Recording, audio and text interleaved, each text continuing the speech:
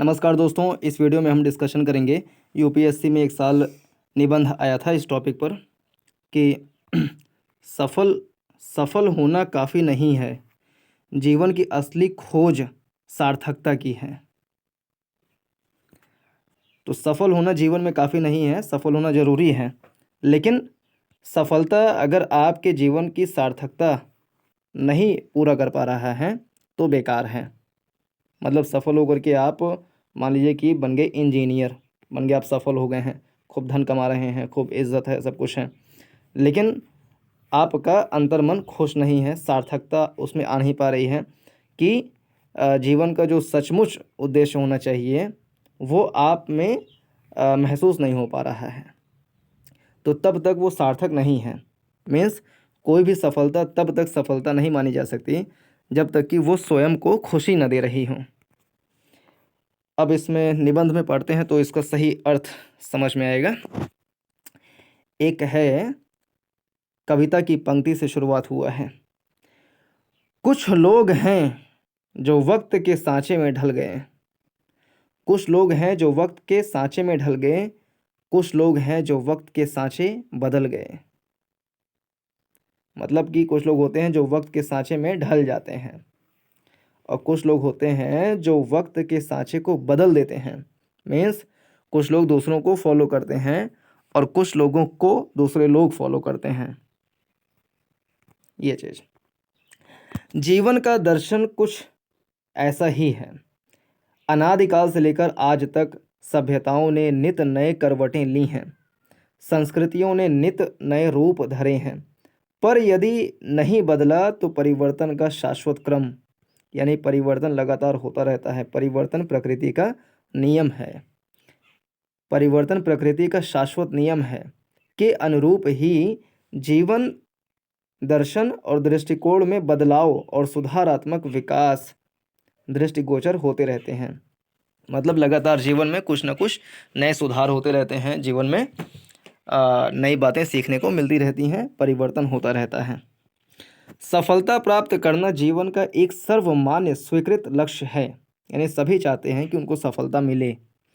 इसमें कोई भी संदेह नहीं है कि प्रत्येक व्यक्ति, समूह, समुदाय, समाज या देश अपने उद्देश्य और प्रयासों में सफलता की आकांक्षा रखता है।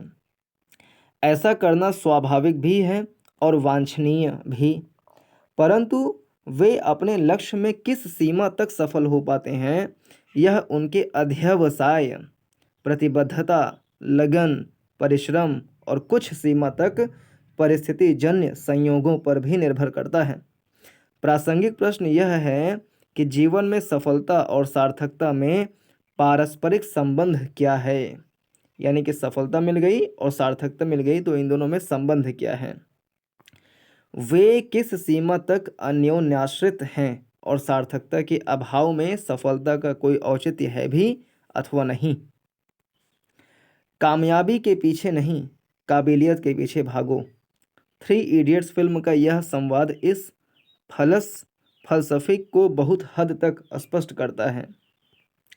सफलता और सार्थकता दोनों में से कौन अधिक उपादेय है अथवा दोनों का समन्वय बेहतर विकल्प है, इन प्रश्नों को लेकर मानव मन में एक सतत द्वंद्व रहा है। चाहे भारतीय चिंतन परंपरा हो या पाश्चात्य दृष्टिकोण, प्रायः विचारकों में इस प्रश्न को लेकर मतैक्य है कि सफलता की पूर्णता उसकी सार्थकता में निहित है और सफल होना काफ़ी नहीं है, जीवन की असली खोज सार्थकता की है। ऐतिहासिक परिप्रेक्ष्य पर दृष्टिपात करें तो भारत में प्राचीन काल से ही संतों और मनीषियों में जीवन की सफलता के लिए उसकी सार्थकता की खोज की जिज्ञासा रही है। संस्कृत वाङ्मय में तो ऐसे सूत्र बिखरे पड़े हैं जो जीवन को सार्थक बनाने पर बल देते हैं। परोपकाराय फलन्ति वृक्षाः, परोपकाराय वहन्ति नद्याः, परोपकाराय दुहन्ति गावः, परोपकारार्थमिदं शरीरम। यानी कि वृक्ष जो होते हैं वो फल दे करके परोपकार करते हैं, नदियाँ बह करके परोपकार करती हैं, गाय अपने आप को दुहा करके परोपकार करती हैं और शरीर का काम भी है कि दूसरों के लिए काम करे। इसमें ही सार्थकता है। सफलता मिल जाने के बाद अगर आप किसी के काम नहीं आ रहे हैं तो सफलता बेकार है, उसकी सार्थकता नहीं है। सफल होने के बाद किसी ऐसे कृत्य को करने लगे जो दूसरों के लिए विनाशकारी है, दूसरों को तकलीफ देती है, तो ऐसी सफलता सार्थक नहीं है। भारत की धार्मिक आध्यात्मिक क्रांति के प्रणेता महावीर और बुद्ध ने तो एक अर्थ में सफलता के उच्च स्तर को स्पर्श करने के बावजूद जीवन की असली खोज सार्थकता की प्राप्ति के लिए राज त्याग कर वनों ग्रामों में भ्रमण करना श्रेयस्कर समझा। यदि वे केवल राजा बनना ही सफलता का मापदंड समझते तो आज विश्व को अहिंसा, अनेकांत, अपरिग्रह व बहुजन हिताय बहुजन सुखाय के आदर्श और अमूल्य सिद्धांत नहीं मिल पाते।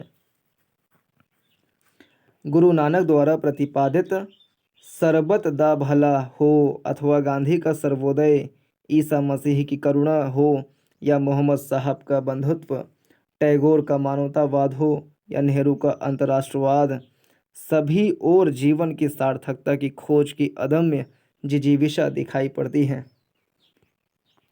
नामदेव, तुकाराम, एकनाथ, तुलसी, रहीम, नरसी, चैतन्य, ज्ञानेश्वर, शंकरदेव सभी सफलता के ऊपर सार्थकता को महत्व प्रदान कर रहे थे।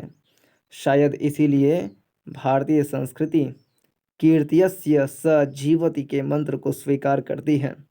वैयक्तिक और पारिवारिक स्तर पर देखें तो क्या महज रोजगार की तलाश, विवाह, संतानोत्पत्ति, बच्चों का पालन पोषण और सेवानिवृत्ति ही जीवन है, या उसमें सार्थकता का भी समावेश होना समीचीन है?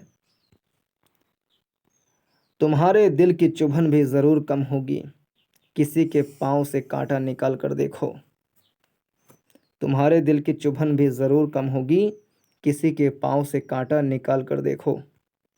यद्यपि इसमें कोई संदेह नहीं है कि पारिवारिक उत्तरदायित्वों का निर्वाह एक मूलभूत आवश्यकता है, पर उसके साथ साथ कुछ ऐसा सार्थक किया जाना चाहिए जो न केवल आत्मिक संतोष का अनुभव प्रदान करे बल्कि समाज हित में भी अपना योगदान करे।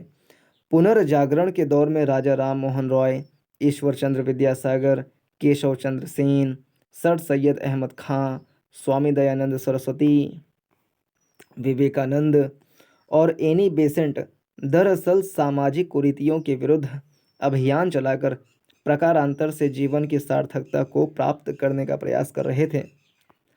राजनीतिक और आर्थिक स्तर पर देखें तो प्रश्न यह उठता है कि क्या एक श्रेष्ठ संविधान या बेहतर कानूनों का निर्माण काफ़ी है अथवा उनके बेहतर कार्यान्वयन की आवश्यकता है? वस्तुतः हमारे संविधान और विधानों की सार्थकता इसी में है कि ये अपने मूल आदर्शों स्वतंत्रता, समानता, बंधुत्व, समाजवाद, पंथ निरपेक्षता को दृष्टिगत रखते हुए समावेशी विकास और वित्तीय समावेशन का माध्यम बने।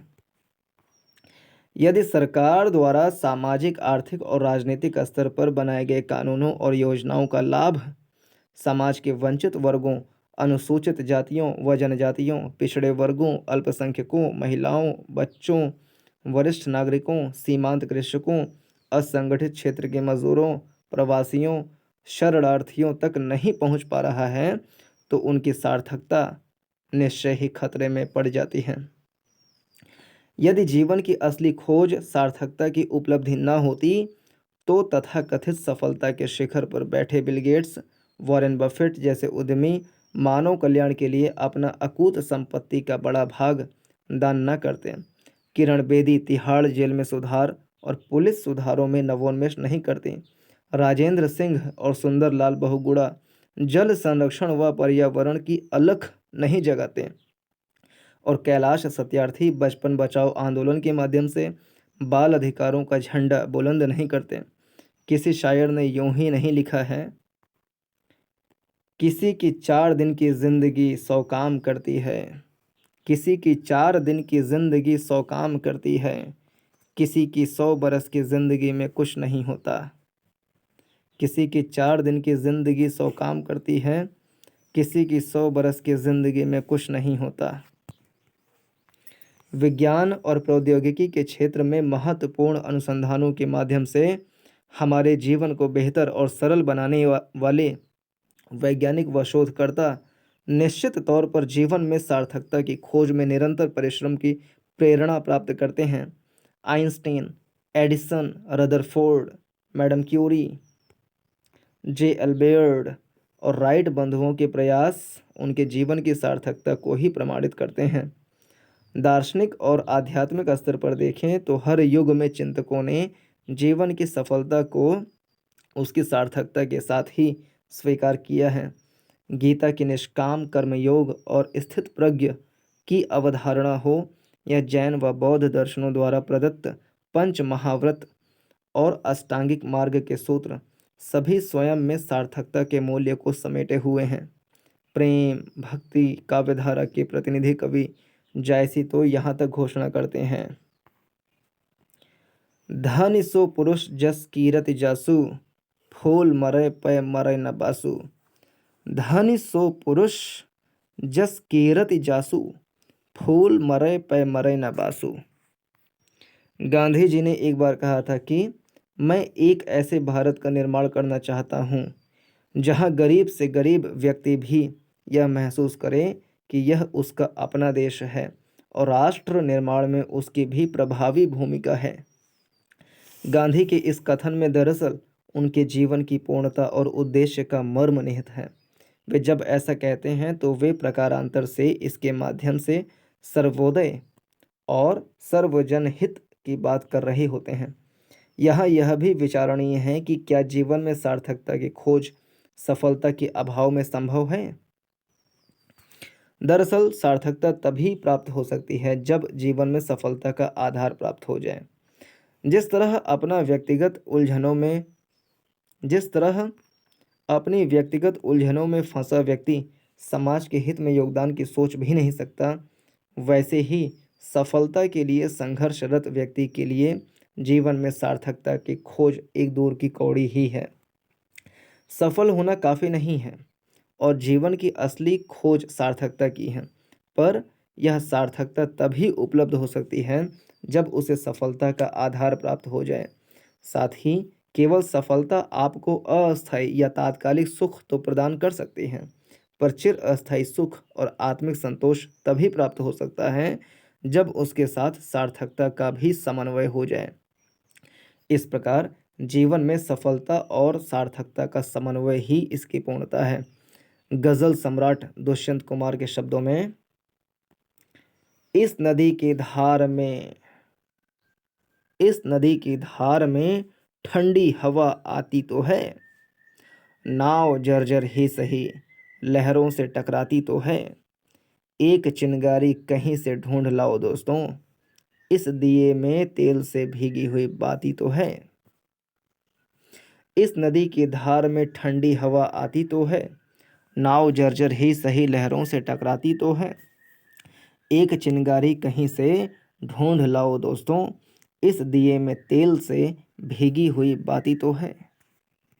तो ये रहा इस निबंध का अध्ययन।